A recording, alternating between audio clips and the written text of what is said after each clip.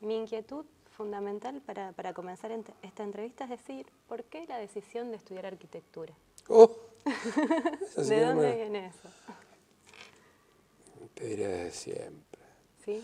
Sí, yo terminé la escuela primaria y yo sabía que quería ser arquitecto.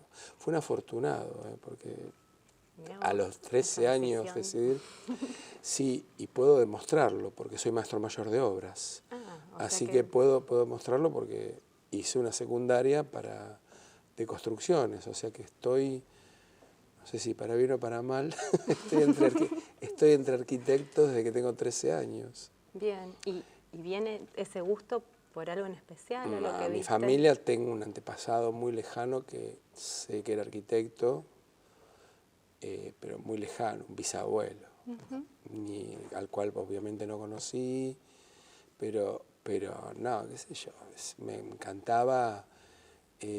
Igual te debo reconocer que me fascinaba la arquitectura de la antigüedad, o sea, me encantaba diseñar, me encantaba el mundo de crear lugares nuevos, pero el pasado de la arquitectura del hombre era una cosa que me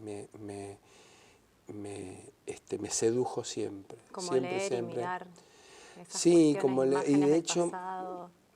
sí, y tengo como recuerdos casi infantiles de objetos y de edificios, de piezas arquitectónicas. Digo objetos porque en definitiva muchas veces los edificios son eso, ¿no? Objetos habitables.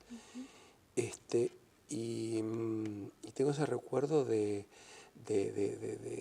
te digo, de cuentos infantiles, y ya a esta altura de mi vida a veces me sorprendo volviendo cómo esas imágenes siguen operando en mis trabajos, en mis objetos de estudio, como que nunca las abandoné. No sé, recuerdos de viejos diccionarios Sopena con gráficos inventados o supuestos de las 7 maravillas del mundo, y me sorprendo buscando esas imágenes, y ahora sí, buscando las explicaciones, de dónde salen, qué fueron, así.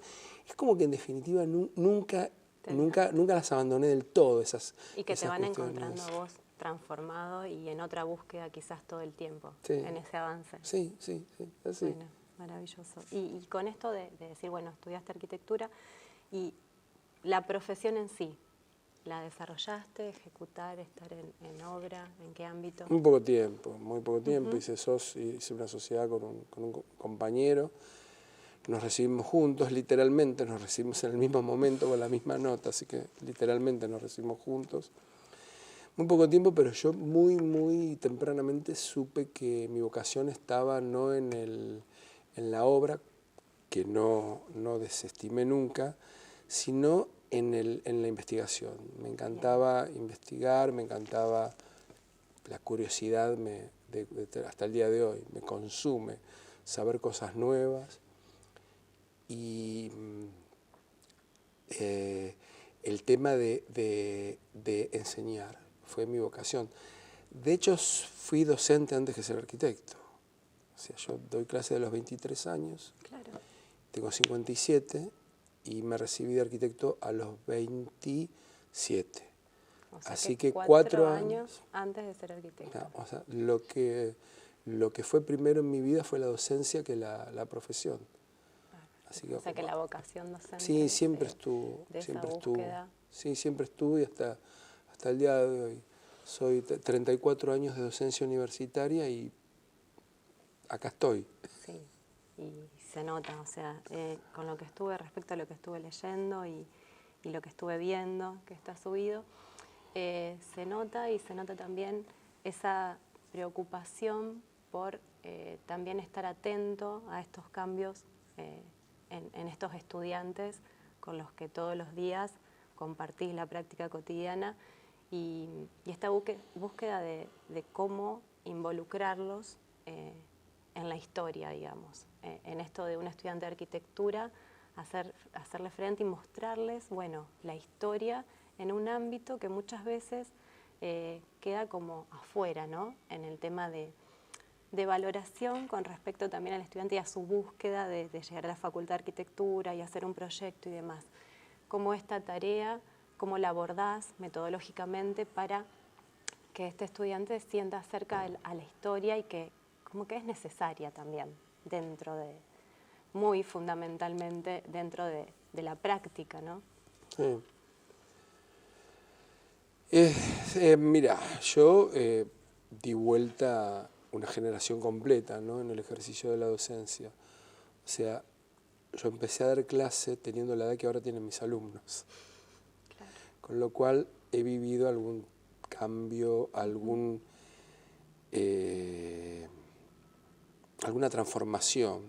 O sea, yo creo que los estudiantes cada vez son más inteligentes, más preparados, tienen, la usen o no, tienen una información que nosotros no disponíamos, por lo tanto tienen otros tiempos, ¿no? O sea, yo lo simbolizo con la metáfora de la fotocopia. Uno sacralizaba el dato.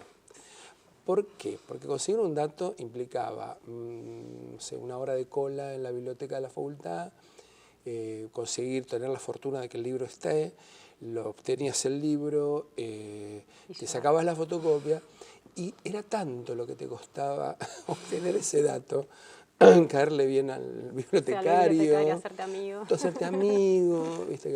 Que busque. Entonces era tanto lo que eso costaba que cuando vos obtenías ese dato no tenías capacidad crítica sobre ese dato. Ya está, lo tengo. Ya lo tengo. Entonces ese dato en mí, por lo menos, no digo que todo el mundo hiciese lo mismo, pero en mí operaba una cosa media psicológica de que el dato era como una cosa de dogma revelado. No había posibilidad de criticar. La información que tienen nuestros estudiantes ahora ha cambiado, ha roto ese paradigma. Entonces tienen una capacidad crítica enorme. Lo que vos tardabas en conseguirlo, ahora automático. Espontáneamente. Espontáneamente lo tenés. Eso genera otros problemas, ¿no? La ansiedad, la inmediatez, el problema de tomar distancia. Y el aval que tenga ese dato de certeza. Pero tienen ese gran... Y ahora justamente, pues esa es la parte positiva, porque ellos, veo yo, que dudan sanamente no te digo que nunca estas cosas son generales, ni para todo el mundo, ni son leyes universales, ni mucho menos. Pero aparecen la posibilidad y aparece la curiosidad. Eso hace, para tratar de responder tu pregunta, eso hace que nuestro rol ha dejado de ser el personaje de nuestros maestros, que uno admiraba por ser la fuente del saber y del conocimiento, y ahora los estudiantes construyen el conocimiento a la par tuya. Yo enseño historia de la arquitectura, historia del diseño industrial. En arquitectura no te puede entrar un edificio, pero sí un proyecto. Pero en diseño industrial, el objeto te lo traen y lo discutimos con el objeto en la mano, con lo cual el estudiante en ese momento se convierte en un productor de conocimiento, porque te trae un diseño, una lapicera, una caja, un electrodoméstico que uno desconocía y discutimos sobre la realidad de algo, con lo cual vos desconocés todo sobre lo que trajo y el estudiante conoce todo. Te doy un ejemplo así como clarito y gráfico, con lo cual uno tiene que empezar a manejarse en un grado bastante más prudente, ser un poco menos arrogante que lo que fueron nuestros maestros, que muchos construyeron los campos o fueron pioneros en los campos que nos interesan o que después trabajamos nosotros, pero hay que dar ese lugar ahora a los estudiantes. Abierto. Con lo cual vos me decís, ¿cómo hago? Tratando de escuchar y de ver qué es lo que opina, cuáles son sus intereses. Hay que dar, yo creo que ahí está. Mira, ahora que lo digo como pensando en voz alta, ¿no? Yo creo que si resumiendo todo lo que te dije, es dar lugar a los intereses del estudiante, que yo creo que la generación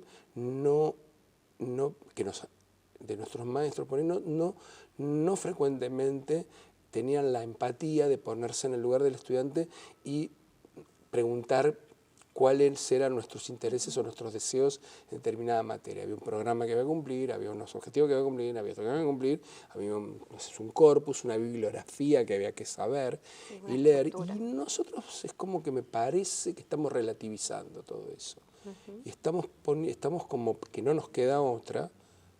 No sé si a usted pasa, pero yo ahora estoy dando una clase y veo que los alumnos, me pasó, tanto en grado como en posgrado, que están chequeando en internet lo que yo estoy diciendo. Tal cual.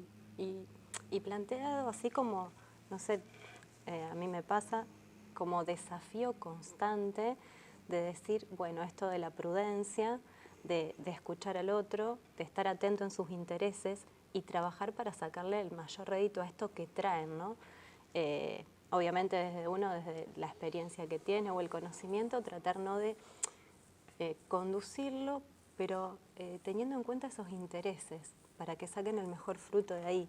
Creo que eso es fundamental y me llamó la atención de esto que estás en diseño industrial y digo, qué interesante porque esta apertura de empezar a ver otras disciplinas, que también es algo como una demanda actual, ¿no? Como que tenés que estar, ¿no?, con las antenitas en varias cosas y digo, ¿qué es lo que te llevas de estos estudiantes que te encontrás en diseño industrial? ¿Qué te aportaron a vos para seguir pensándote, saliendo, digamos, del campo a lo mejor quizás de esto de la arquitectura, de lo inabarcable, en esta disciplina? De todo me llevo. Todos los días es un aprendizaje nuevo. De hecho, hemos incorporado exalumnos como docentes y nos han dado hace poco lecciones.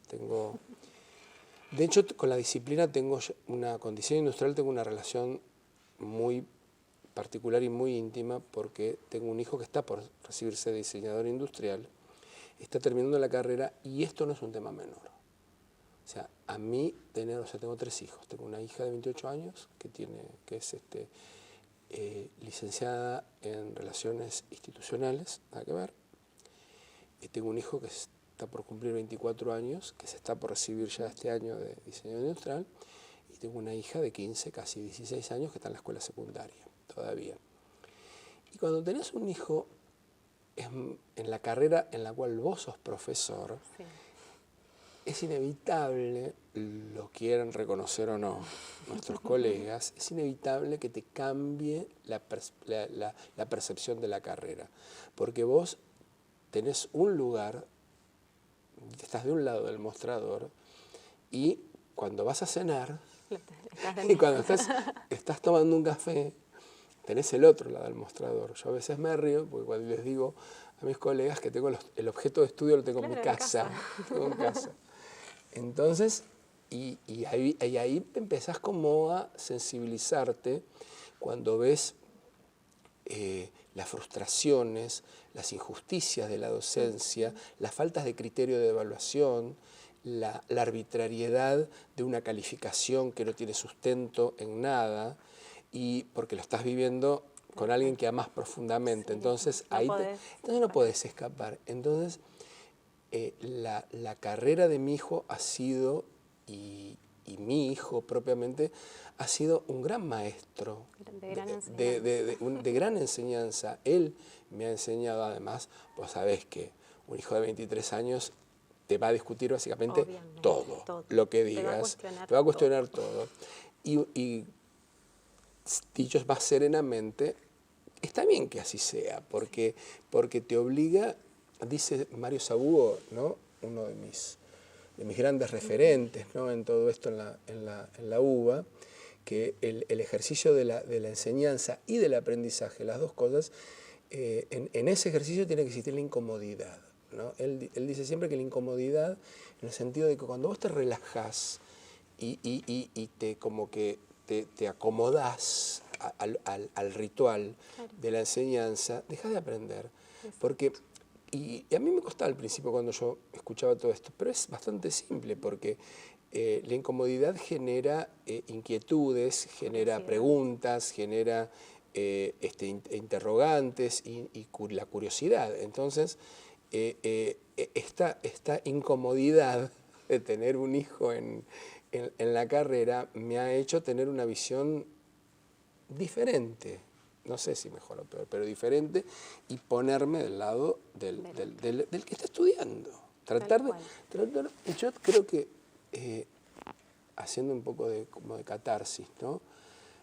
Yo creo que tengo muchas cosas que agradecerle a la generación que me antecedió, pero hubo muchas veces, o sea, como todos, fuimos sujetos de situaciones muy injustas, ¿no?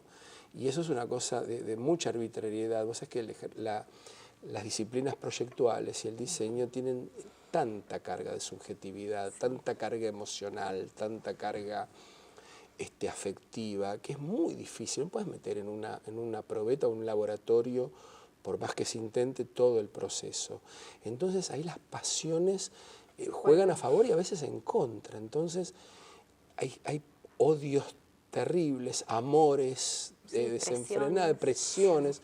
Entonces, tratando de generar criterios de evaluación, de tratar de nivelar y estandarizar, yo creo que en definitiva lo que uno está haciendo es nada más ni nada menos que ser más justo. Claro. Intentamos. Seguramente, sí, sí. Y ver, bueno, porque a veces también uno piensa que está siendo justo y quizás no, entonces también esa evaluación constante a uno mismo, decir, estará bien esto que decimos, lo que estoy haciendo. Y bueno, a veces cuando uno ve ciertas actitudes también que vuelven y bueno, quizás este es el camino, pero todo el tiempo, por esto que vos decís, de la incomodidad, ¿no?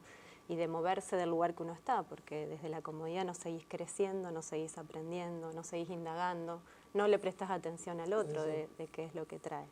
Así que me parece súper interesante. El tema de decidirte, bueno, hacer el doctorado, ¿por qué en la rama de las ciencias sociales?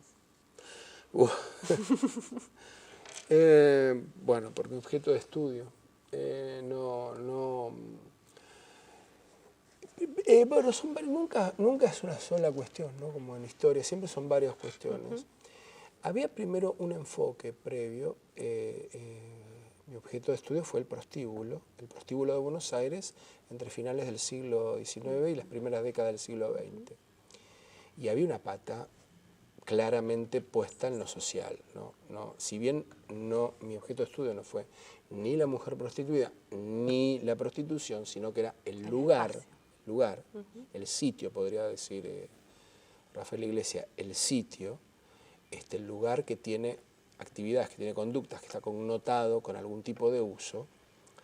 Eso es lo que me interesaba. Si bien era eso, era evidente que tenía una dimensión vinculada con lo social. Y hubo una intuición ahí que esa fue media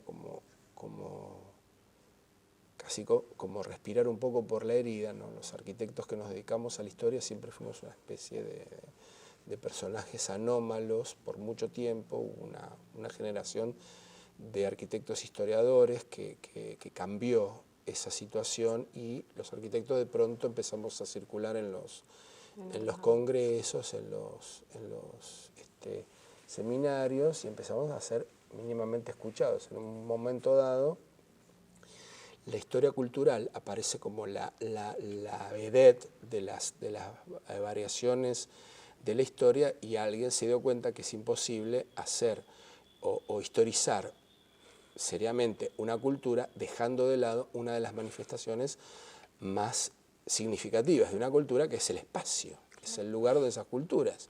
Y ahí aparecimos los que, por distintas razones, manejábamos mapas, manejábamos planos, sabíamos leer cartografía urbana y ese tipo de cosas.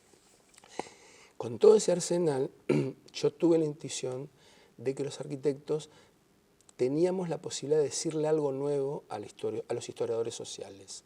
O sea, incorporando el espacio, podíamos decir cosas nuevas, matizar las historias sociales tradicionales y a veces, francamente, discutirlas o contestarlas directamente. Y bueno, parece que mi intuición fue certera porque todo mi trabajo salió del mundo de la arquitectura, salvo mi consejera de estudios, que fue Alicia Novik. Después todo mi coaching y mi evaluación académica no tenía nada que ver con la arquitectura. Mi directora, Lila Caimari, una persona absolutamente excepcional, cálida, y que no solo dirigió mi tesis, sino que me enseñó a dirigir tesis, que eso lo voy a decir siempre, ella ya lo sabe, se lo he dicho por escrito y lo puedo decir públicamente porque ella lo sabe. Y aparte, un tipo ya de mi edad, porque yo no me doctoré hace 40 años, me doctoré hace 5. Entonces ya una persona con una trayectoria, qué sé yo, con una formación, es como que ya nos ponemos medios como mañeros, ¿no? Y sin embargo ella me dirigió con una calidez y con una paciencia casi digna de mejor causa. Y después mi jurado eran historiadoras, fueron 3 mujeres, una especialista en el tema de la prostitución, con lo cual fui legítimamente evaluado por gente que no me conocía, que no conocía de mis trabajos, con lo cual estaba completamente exento de cualquier tipo de relación, así que, y realmente tengo que reconocer, me pude doctorar, con lo cual evidentemente se reconoció que había un aporte y había hipótesis que valían la pena volver a discutir en eso. Y la verdad que ahora eso me abrió un panorama de nuevos estudios que ya no pueden dejar de ver el espacio en función de las conductas de la sociedad, de los imaginarios políticos que están por detrás, de la idea de sociedad que está por detrás de esos espacios. Siempre una idea de sociedad, de control, de organización, de lo que sea. No, pero además esto que vos comentabas en el seminario, esto de ese paraguas que habilita a tantos nuevos interrogantes, ¿no? El tema que el espacio está en todas partes y estos de los contraespacios que nombra Foucault, y empezar a mirarlos, a visibilizarlos, esto de hacerlos partes de una sociedad y de una historia cultural, más que nada, que es súper interesante y que no estaba esa mirada puesta, obviamente, desde la historia misma, ¿no?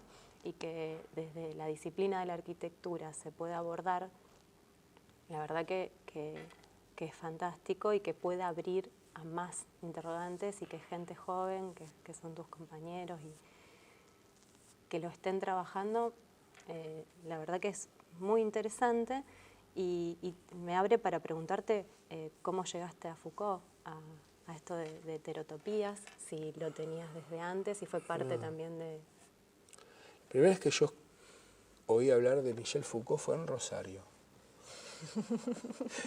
Muchísimos años, Eve Bragañolo, en un seminario, hizo toda una disertación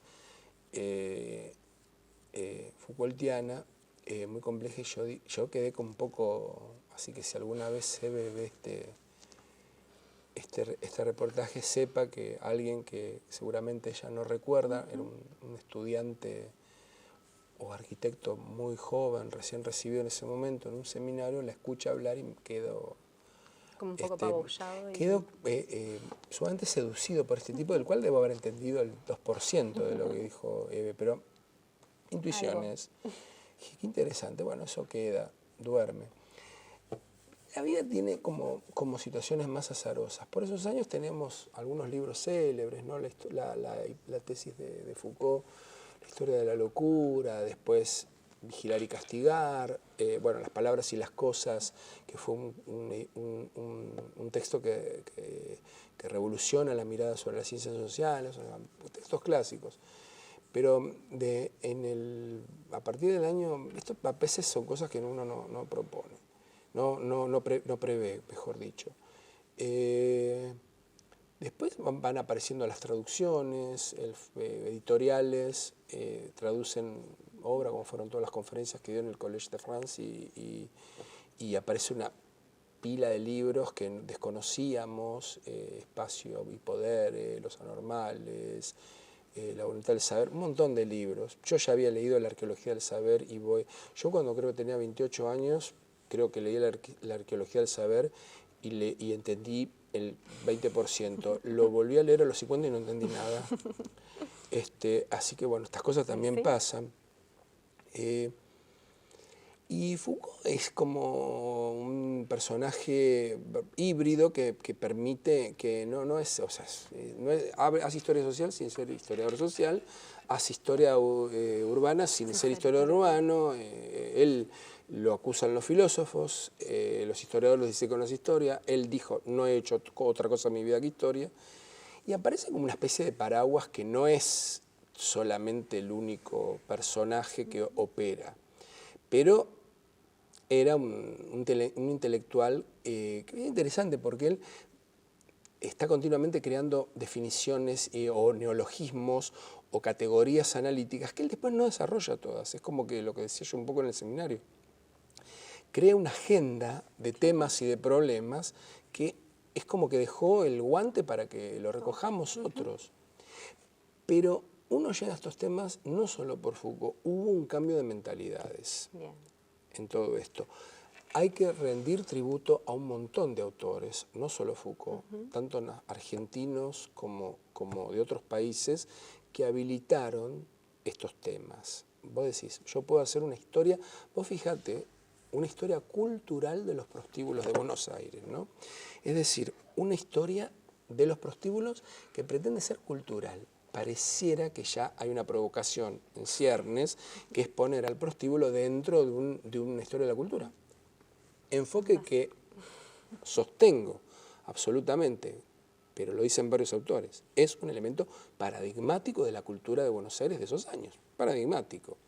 Pero vos decís una historia cultural de los prostíbulos, suena como a provocación, pero en realidad no lo fue tanto, sino es un enfoque historiográfico en realidad.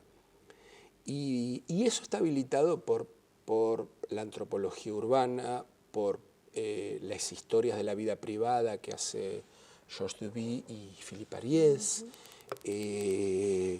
Está habilitado por los estudios de género en gran medida.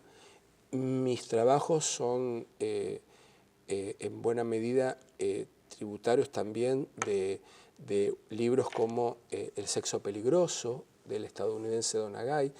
Tal vez el libro que más me inspiró es Sexo bajo control, de María Luisa Mújica, que es su tesis de maestría.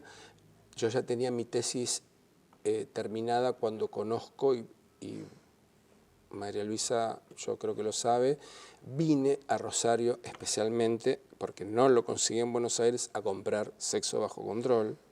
Vine, estaba harto de pedirlo, de negociarlo, no había tanta venta por internet como hay ahora. Es un libro del año 2001 y es un libro que veo por primera vez que los problemas que a mí me interesaban tenían correlato espacial.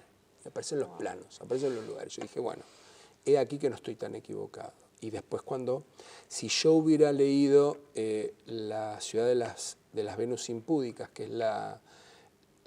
es su publicación de su tesis doctoral, yo creo que en un grado de honestidad intelectual hubiera, no sé si modificado mucho, pero hubiera matizado algunas cosas que afirmo un poco más violentamente en la tesis, ¿no? Bueno, pues eso es honestidad intelectual. El libro aparece cuando yo tenía la tesis presentada, entregada, y después casi el libro publicado. Algunas cosas sí, después con la publicación ya conocí el libro, tuve la oportunidad de ajustar un poco, ¿no? Pero bueno, así que este tema me trae a Rosario de nuevo.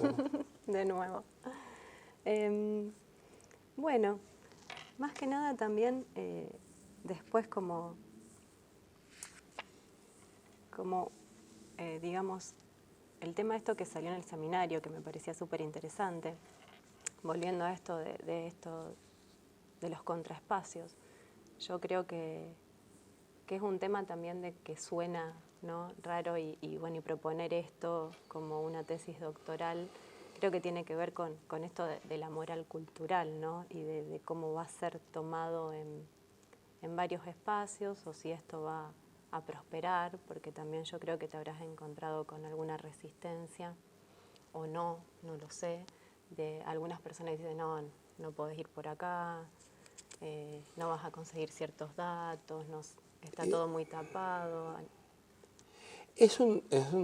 Hay que hacer como una división, ¿no? Como una separación. Esto es un trabajo de historia. Bien. Entonces, cuando varias veces me preguntaron, parece como que, yo detesto bastante la palabra experto, pero digo, parece que, y menos uno no quiere ser experto en estos temas, ni mucho menos, pero el asunto es que parece que el expertise como congela cualquier posibilidad de conocimiento posterior, ¿no? Y esto es una cosa que está en construcción continuamente. Entonces uno dice, bueno, puedo conocer esta parte. En términos históricos hay que ser muy prudente cuando uno arriba ciertas conclusiones y las quiere traer al presente. Hay que ser sumamente prudente. Ha cambiado la sociedad, ha cambiado el contexto, ha cambiado la mentalidad.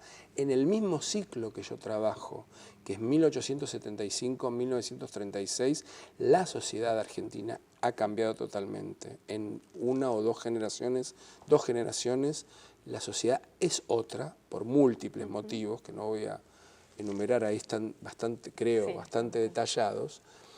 En varios sentidos la sociedad es otra. Sí, imagínate que podemos extraer ciertas cosas, la historia, ciertas cosas podemos extraer de esa experiencia y de esa historia pasada, ¿no?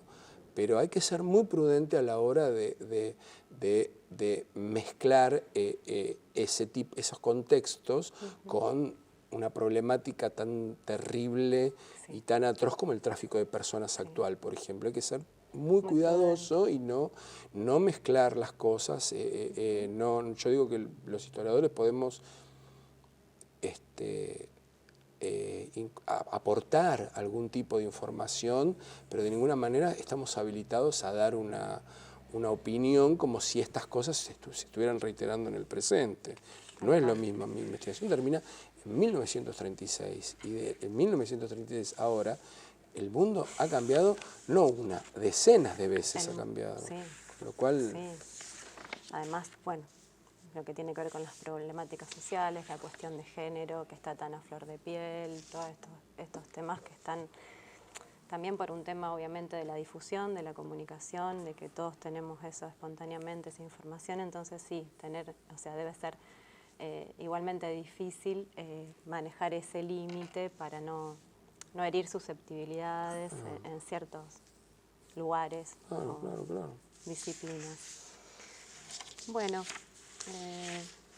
me quedaba por preguntarte esto de que me parecía en el tema de el habitar del prostíbulo, donde uno trabaja espacio, entonces fui directo a ese capítulo y cómo, ¿no? También el tema de que aparezca el plano de eso, de esa modificación del conventillo, de la casa chorizo, cómo es posible de transformación, pero a la vez posibilitador de que estas cosas sucedan, ¿no? Esta tipología, digamos, que dio el aval para que se pueda transformar de una casa a un prostíbulo. Me pareció interesante porque nunca lo había pensado de esa forma y queda tan claro y tan gráfico como lo describís, esto del tema del pasillo y esta preocupación de decir, bueno, se mudaba la persona, pero mínimamente con esto de las reglamentaciones tenía que haber un baño que nos lo llamaban así. Letrina. Letrina, en ese espacio físico, digamos. Sí. Bueno, ¿ves? Eso, Ángeles, es una de las cosas que a mí me hizo repensar la historia de la arquitectura de Buenos Aires y lo que está pasando en esos años. Justamente lo que vos acabas de decir. Porque cuando yo termino de ver todo esto, uno empieza como a matizar cosas y entender que en realidad tenemos que restituir más esa, como decía Silvia Dócola hace un rato, entender esas temporalidades. No imaginar que la historia solamente es un dispositivo que nos permite indagar en el pasado intereses del presente. Eso es una posibilidad legítima, todo bien, pero hay cuestiones que tenemos que repensarlo restituyendo las condiciones donde esas cosas se fueron dando. Y cuando vos ves que que un cambio de uso depende de un papel que habilite o no ese uso y se acabó. Vos imagínate, ahora cuando terminaba de escribir esto yo decía, pero hace sentido, hace realmente sentido porque estamos hablando de una sociedad con una precarización en todo sentido muy alta, laboral, de salud, de educación, muy vulnerable, una sociedad inestable, inmigrante, desarraigada, débil, vulnerable en todo sentido, ¿no? Desarraigada. Entonces, sí, bueno, tiene unos pesos, invierte en unos ladrillos, hace una enfilada de habitaciones, le pone un saloncito adelante, un baño, no hay sifón, el baño no puede estar adentro de la casa, no hay sifón. Por eso la letrina está afuera. Si no, los olores te inundan la casa. Entonces, esas cosas hay que tenerlas en cuenta. Así, bueno, a ver qué hago con todo esto. Lo invierto, lo convierto en una casa habitación para una familia, lo divido en dos. Hay una falta de vivienda terrible. Lo hago un bar, lo hago un café, lo hago una vivienda, lo hago un pequeño conventillo, lo hago un prostíbulo. Eran todas opciones. Eran todas opciones posibles. En ese abanico de espectro. Ahí aparece, sí, el historiador urbano, que eso creo que es tal vez lo interesante, que este es un tema tratado por un historiador urbano, que es un personaje que conoce algo de las dinámicas urbanas de las calles. Entonces aparece el prostíbulo como un factor que está actuando en el mercado inmobiliario de Buenos Aires. Eso no creo que nunca se había dicho, que que los prostíbulos empiezan a ser factores de presión sobre el mercado inmobiliario en los años, en la década del 10, en algún momento de la década del 10, el presidente del Consejo Deliberante de Buenos Aires dice, señores, el mercado de alquileres de esta ciudad está manejado por los rufianes que atienden prostíbulos. Así, lo dice en un discurso en el Consejo Deliberante, en la actual legislatura. Con lo cual esto no era un tema menor, sobrepasa los límites del mundo municipal y ya hasta el propio Ejecutivo Nacional empieza a tomar cartas en el asunto porque se empiezan a pensar barrios para albergarse, empieza a ser un problema que empieza a tener... Que excede los límites, se empieza a pensarse qué hacemos con esto, se proyectan 4 barrios prostibularios, 4, no 1, para miles de prostitutas, empiezan a aparecer normativas, empiezan a aparecer, empieza a figurar en la agenda política. Los socialistas que fueron abolicionistas y terminan logrando su objetivo en el año 36 con la Ley Nacional de Profilaxis, discuten con el radicalismo sobre, acusándose mutuamente, porque acá había un problema gravísimo. El primer médico, el primer higienista que decía que no era una hipocresía erradicar la prostitución y que finalmente la sacabas de acá para poner al otro lado, el otro político le iba a decir, usted es un protector de la prostitución y prefiere que haya prostíbulos y no escuelas. Discusiones que he leído y que están disponibles, digamos, ¿no? Con lo cual, esto empieza a tener un mundo más complejo, más vinculado a la trama urbana, y finalmente, y con esto creo que termino, Buenos Aires tiene su centro, termina convirtiéndose en un verdadero bajo fondo. O sea, yo estudié muy bien el caso de la calle Libertad, por ejemplo, por una cuestión de disponibilidad de fuentes, y la calle Libertad se prostibuliza completamente, pero completamente. Hay cartas que dicen, señores, en esta calle no hay otra cosa que prostíbulos, en Libertad, entre Corrientes y Bartolomé Mitre, de las dos veredas. Y esto se quiebra como lógica solamente cuando el valor de la renta de un prostíbulo es superado por el valor intrínseco del inmueble para poner otra actividad. Y entonces recién ahí, que es un proceso que se empieza a dar a partir de la década del 20, Corrientes empieza a ser la calle de los cines, empieza a haber un recambio social, entonces ahí los prostíbulos se van alejando, se van a otros lugares, no es que desaparecen, se van a Valvanera, se concentran en una esquina famosa de Lavalle y Junín. Se van a La Boca, se van a Barracas, quedan pequeños prostíbulos en el centro, céntricos, como pero disimuladísimos, se mutan, van cambiando y la sociedad se va transformando. Pero cuando la renta, que era altísima, supera, el valor del terreno supere, ahí la calle se desprostibuliza, una palabra para decir despacito porque es difícil de pronunciar. Bueno, Horacio, nos has dado un panorama completísimo, te conocí más, así que te agradezco. No, el agradecido soy yo, las oportunidades. Así que bueno, muchísimas gracias. No, gracias a vos. Muchas gracias. No.